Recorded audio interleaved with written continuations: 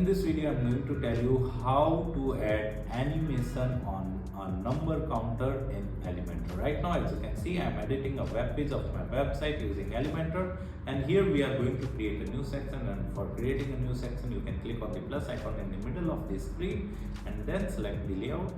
So I have selected grid, and in the structure, I'm going to select the 1 row and 2 column structure.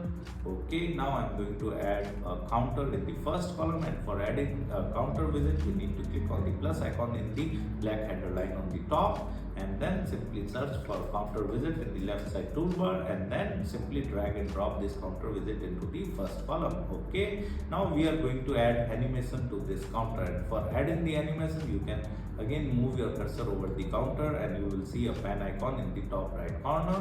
You can click on that, and in the left side toolbar you can go to the advanced settings, and in the advanced setting you need to scroll down and go to the motion effects, and here you can simply add animation, right? So I have simply added fade in down animation. Now I will add bounce in down, right? So whatever the animation you want, you can simply add it to the counter in your Elementor.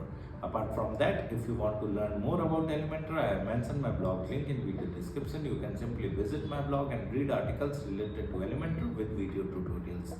And if you are interested in learning digital marketing in detail, then also I have mentioned my website link in video description. You can simply visit my website, explore our digital marketing course, and you can purchase the course directly from there. Thank you so much. If you want to learn digital marketing for free, then subscribe Digital Bikana YouTube channel right now.